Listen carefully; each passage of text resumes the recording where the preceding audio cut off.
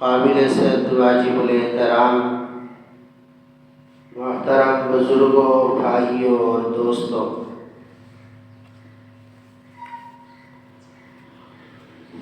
رحمت عالم صلی اللہ علیہ وسلم کے سفر معراج کا تذکرہ چل رہا ہے، تو آج بھی اسی سلسلہ میں چند باتیں آپ کی خدمت میں عرض کرنا چاہتا ہوں۔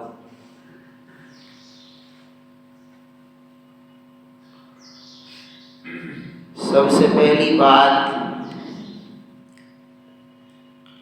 حضور کے سفر معراج کے بارے میں عقیدے کی ہے۔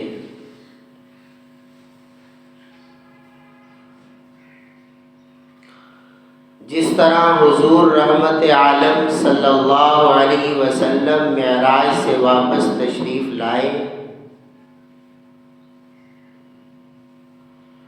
تو اس زمانے کے کافروں نے بھی حضور کے معراج کا انکار کر دیا اور کہا یہ کیسے ہو سکتا ہے، عقل اس کو نہیں مانتی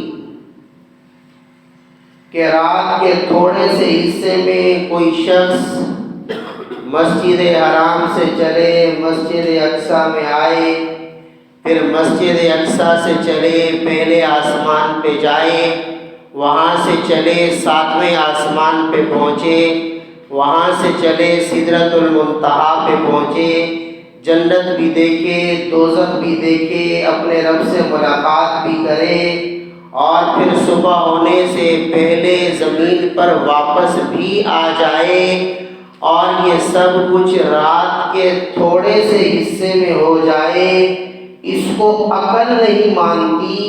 اس لیے جب حضور نے آ کر اپنے معراج کا بتایا تو کافروں نے حضور کے معراج کا انکار کر دیا، اور یہ کافر چلے صدیق اکبر کے دروازے پر، اور صدیق اکبر سے جا کر کہا بھلا ایسا بھی ہو سکتا ہے کہ کوئی رات کے تھوڑے سے حصے میں زمین سے عرش پہ جائے، آسمان پہ جائے، جنت اور دوزخ کو دیکھے، صبح ہونے سے پہلے واپس آ جائے؟ حضرت صدیق اکبر نے کہا عقل تو نہیں مانتی، ایسا ممکن تو نہیں لگتا۔ تو کافر خوش ہو گئے کہ اب تو صدیق بھی پیغمبر کی یہ بات نہیں مانے گا۔ پھر صدیق اکبر نے پوچھا بتاؤ تو صحیح یہ کون کہتا ہے؟ تو ان کافروں نے کہا تمہارا یار محمد کہتا ہے صلی اللہ علیہ وسلم۔ صدیق اکبر نے کہا عقل نہیں مانتی، لیکن اگر میرا محمد کہتا ہے تو بالکل سچ کہتا ہے، اگر میرا محمد کہتا ہے تو وہ سچوں کا سچا ہے، کائنات پلٹ سکتی ہے، محمد اپنی زبان سے کبھی جھوٹ نہیں نکال سکتے، عقل تو نہیں مانتی، لیکن اگر میرا محمد کہتا ہے تو بالکل سچ کہتا ہے۔ اس وقت بھی کافروں نے حضور کے معراج کا انکار کیا، اور سب سے پہلا صدیق اکبر تھا جس نے پیغمبر کے معراج کی تصدیق کی۔ سب سے پہلے پیغمبر کی نبوت کی تصدیق کرنے والا بھی ابو بکر ہے، سب سے پہلے حضور کو نبی ماننے والا بھی ابو بکر ہے، اور سب سے پہلے حضور کے سفر معراج کو ماننے والا بھی ابو بکر ہے۔ اس لیے حضور نے فرمایا ابو بکر انت صدیق، تو صدیق ہے، تو صدیق ہے کہ تو پیغمبر کی تصدیق کرنے والا ہے، تو نے پیغمبر کی نبوت کی بھی تصدیق کی ہے، تو نے پیغمبر کے معراج کی بھی تصدیق کی ہے۔ تو اس وقت سے وہی باتیں جو کافروں میں تھیں اس وقت بھی دنیا میں موجود ہیں۔ اس وقت حضور کے معراج کے بارے میں دنیا میں 3 طرح کے نظریے موجود ہیں۔ ایک نظریہ ملحد اور بے دین لوگوں کا ہے جو اپنے آپ کو روشن خیال کہتے ہیں.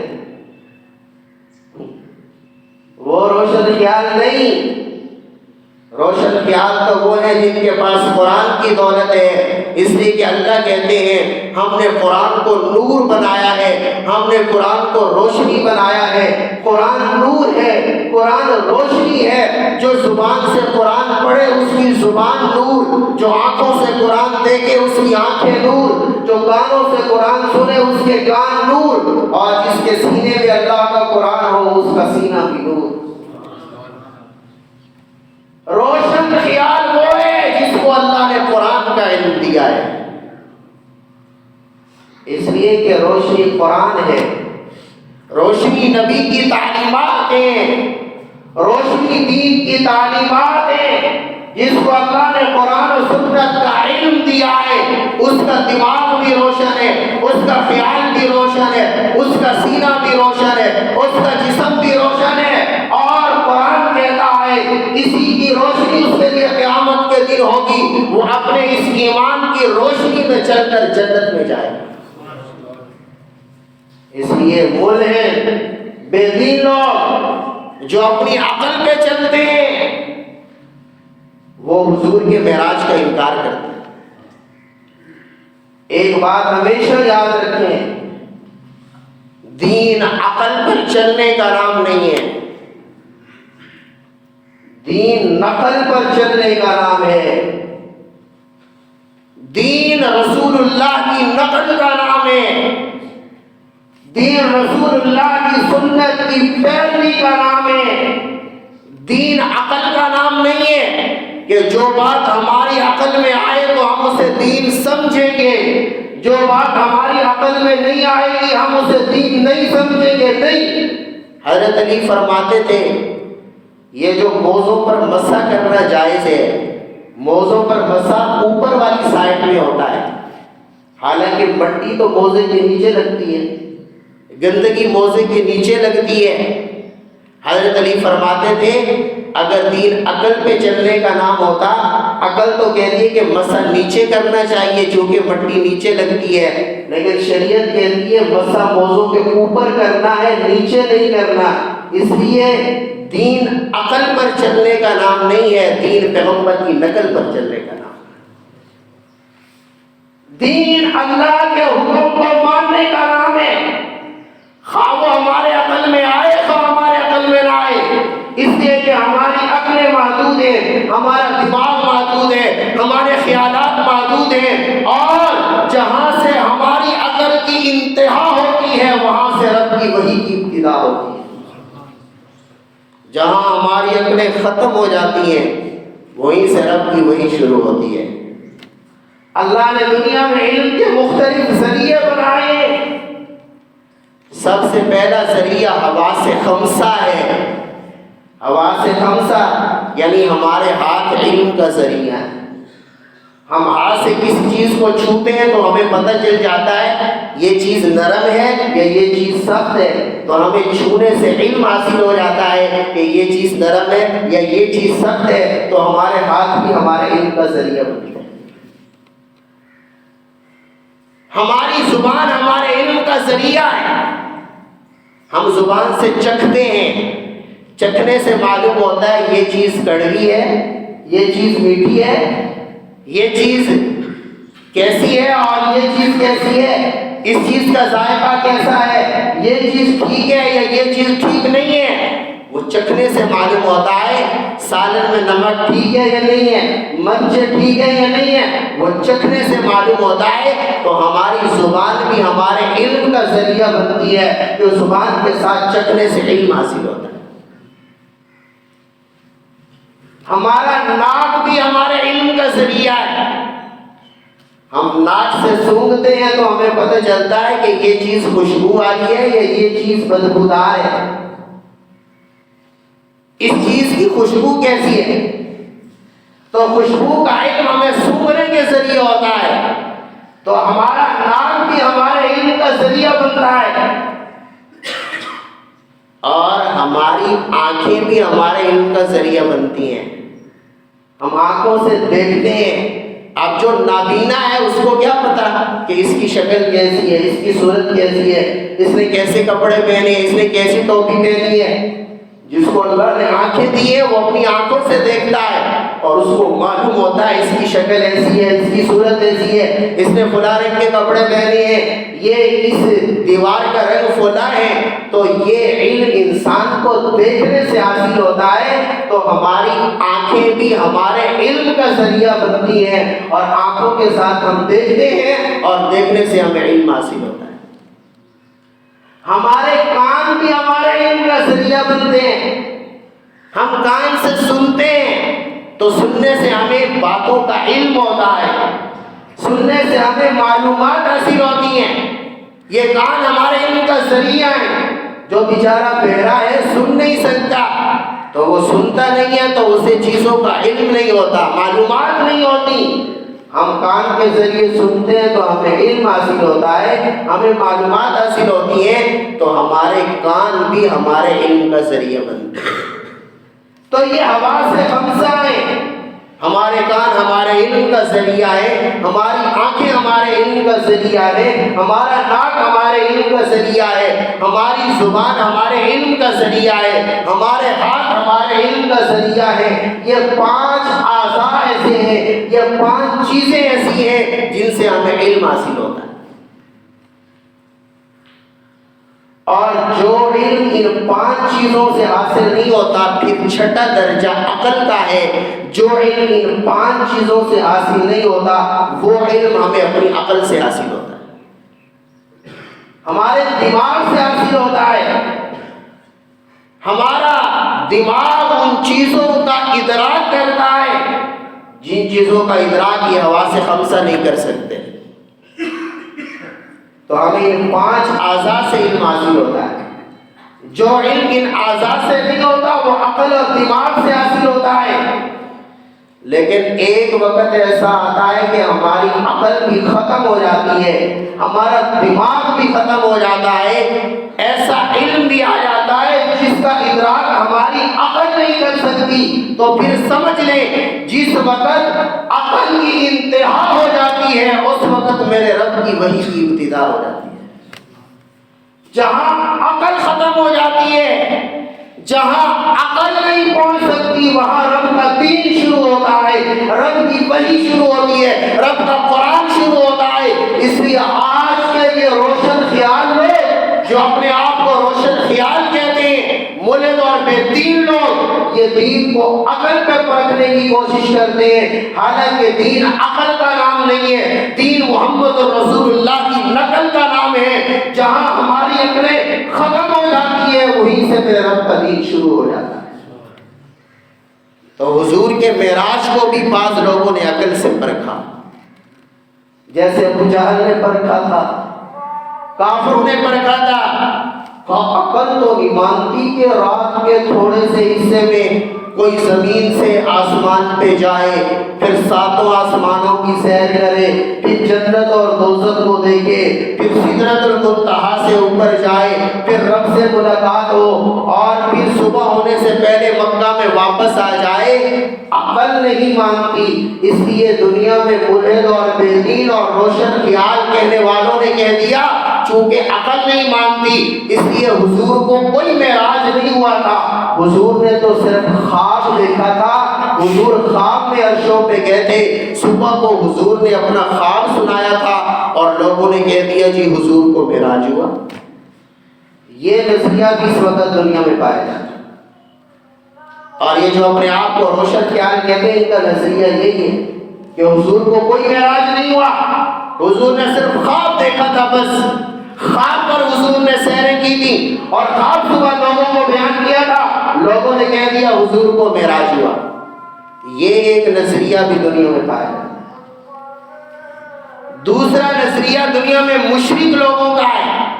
جو لوگ مشرک ہیں, جو اللہ کے ساتھ شرک کرتے ہیں, حضور کے معراج کے بارے میں ان کا نظریہ یہ ہے, وہ کہتے ہیں کہ اس جسم کے ساتھ کوئی آسمانوں پہ نہیں جا سکتا. حضور کو معراج تو ہوا، لیکن جب حضور زمین پر تھے تو انسان تھے، جب آسمان پہ گئے تو فرشتے بن گئے، جنس ہی بدل گئے۔ آسمان پہ گئے تو فرشتے بن گئے، پھر جب سدرۃ المنتہا پہ پہنچے جبریل بھی ٹھہر گیا۔ جبریل نے کہا آقا میں اوپر نہیں جا سکتا۔ پھر مشرک کہتے ہیں اب چونکہ اوپر فرشتے بھی نہیں جا سکتے تھے، اس لیے معاذ اللہ سدرۃ المنتہا سے آگے حضور جا کر خود خدا بن گئے۔ یہ مشرک لوگوں کا عقیدہ ہے۔ زمین پر حضور تھے تو انسان تھے، آسمان پہ پہنچے تو فرشتے بن گئے، اور جب سدرۃ المنتہا سے آگے گئے تو فرشتے بھی نہیں جا سکتے، تو معاذ اللہ حضور خود خدا بن گئے۔ یہ دنیا کے مشرک قسم کے لوگوں کا عقیدہ ہے۔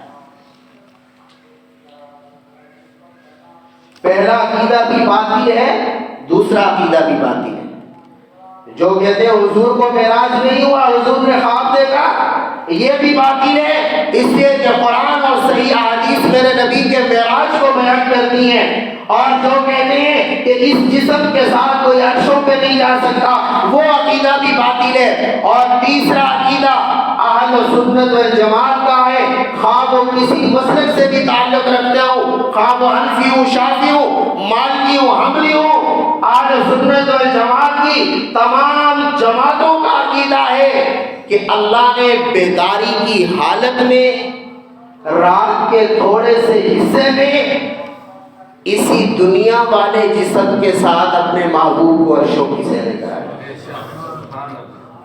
اسی جسم کے ساتھ جو جسم آمنہ کے بطن سے پیدا ہوا، اسی جسم کے ساتھ جو جسم مکہ کی گلیوں میں چلا، اسی جسم کے ساتھ جو جسم طائف کی گلیوں میں چلا، یہی جسم جو مدینہ طیبہ میں چلا، یہی جسم جو بدر میں گیا، احد میں گیا، تبوک میں گیا، غزوہ احزاب میں گیا، وہی جسم جو آج بھی پیغمبر کے روزہ اطہر میں موجود ہے، وہی جسم جو آج بھی حضور کے روزہ اطہر میں زندہ ہے، وہی جسم جس کے بارے میں میرے اکابر کا عقیدہ ہے کہ حضور کی قبر اطہر میں مٹی کے جو ذرات میرے محبوب کے جسم سے لگے ہوئے ہیں، مٹی کے وہ ذرات رب کے عرش سے بھی اعلیٰ ہے۔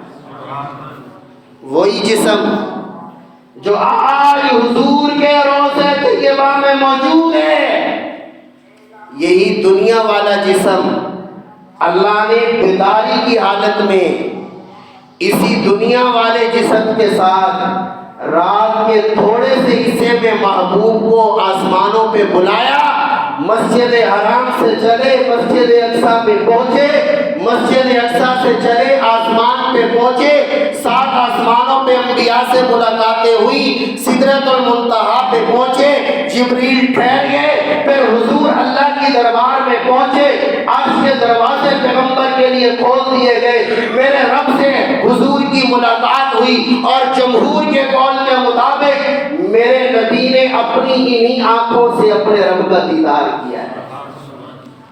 یہ ہم مسلمانوں کا عقیدہ ہے، اہل سنت والجماعت کا عقیدہ ہے۔ اللہ نے اسی دنیا والے جسم کے ساتھ پیغمبر کو رات کے تھوڑے سے حصے میں بیداری کی حالت میں عرشوں کی سیر کرائی۔ آج جب قرآن نے میرے نبی کا معراج شروع کیا، لفظ سبحان سے کیا، سبحان الذی اسریٰ بعبدہ، پاک ہے وہ ذات، کس سے پاک ہے؟ میرا رب ہر عیب سے پاک ہے۔ حضرت شیخ الہند نے ترجمہ کیا سبحان الذی، عیب سے نہیں، میرا رب ہر کمزوری سے پاک۔ کھانا کمزوری ہے، پینا کمزوری ہے، بیوی کمزوری ہے، اولاد کمزوری ہے، سونا کمزوری ہے، میرا رب ان ساری کمزوریوں سے پاک ہے۔ میرا رب کھانے سے بھی پاک ہے، پینے سے بھی پاک ہے، بیوی سے بھی پاک ہے، اولاد سے بھی پاک ہے، سونے سے بھی پاک ہے۔ سبحان الذی، دنیا کے لوگوں میں جو جو کمزوریاں پائی جاتی ہیں، میرا رب ہر کمزوری سے پاک ہے۔ اللہ نے لفظ سبحان سے شروع کیا۔ دنیا والوں تعجب کیوں کرتے ہو کہ رات کے تھوڑے سے حصے میں کوئی عرشوں پہ کیسے جا سکتا ہے؟ پر میں اگر حضور خود جاتے، حضور اپنی مرضی سے جاتے پھر تو تم اعتراض کر سکتے تھے کہ رات کے تھوڑے سے حصے میں کوئی عرشوں پہ کیسے جا سکتا ہے، جب حضور خود گئے نہیں۔ سبحان الذی اسرا، حضور خود نہیں گئے بلکہ ہم، یعنی میں خود اللہ اپنے محبوب کو عرشوں پہ لے گیا۔ جب لے جانے والی ذات رب کی ہے، رب کوئی اسباب کا محتاج نہیں ہے۔ جو رب آدم علیہ السلام کو بغیر باپ اور ماں کے پیدا کر سکتا ہے، جو رب عیسیٰ علیہ السلام کو بغیر باپ کے پیدا کر سکتا ہے، جو رب 40 دن یونس علیہ السلام کو مچھلی کے پیٹ میں زندہ رکھ سکتا ہے، جو رب ابراہیم علیہ السلام کے لیے آگ کو گلزار بنا سکتا ہے، تو وہ رب رات کے تھوڑے سے حصے میں محمد کو عرشوں کی سیر بھی کرا سکتا ہے۔ اس نے کہا سبحان الذی اسرا، حضور خود نہیں گئے، ہم حضور کو لے گئے، ہم اپنے بندے کو لے گئے اور ہم نے مصطفیٰ کو عرشوں کی سیریں کرائی۔ پھر ایک اور بات عرض کر کے ختم کرتا ہوں، اللہ نے معراج ہر نبی کو کرایا۔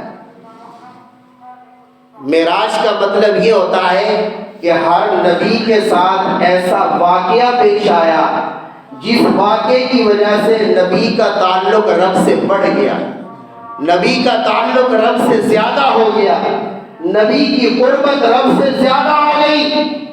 ویسے بھی نبی رب کے قریب ہوتا ہے، اور جتنا تعلق نبی کا رب کے ساتھ ہوتا ہے کائنات میں کسی کا نہیں ہوتا۔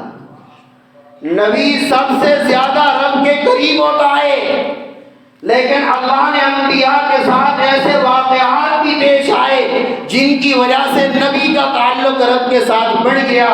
ہر نبی کو معراج ہوا، آدم علیہ السلام کو جنت سے زمین پہ بھیجا گیا، آدم علیہ السلام ایک جگہ، حوا علیہ السلام دوسری جگہ، دونوں الگ ہو گئے۔ آدم علیہ السلام 40 سال روتے رہے، 40 سال روتے رہے، 40 سال اللہ سے دعا کرتے رہے، ربنا ظلمنا انفسنا وان لم تغفر لنا وترحمنا لنکونن من الخاسرین، اللہ ہم نے ظلم کیا، اگر تو ہمیں معاف نہیں کرے گا ہم نقصان اٹھانے والوں میں سے ہو جائیں گے۔ آدم علیہ السلام 40 سال روتے رہے، اللہ سے توبہ اور استغفار کرتے رہے۔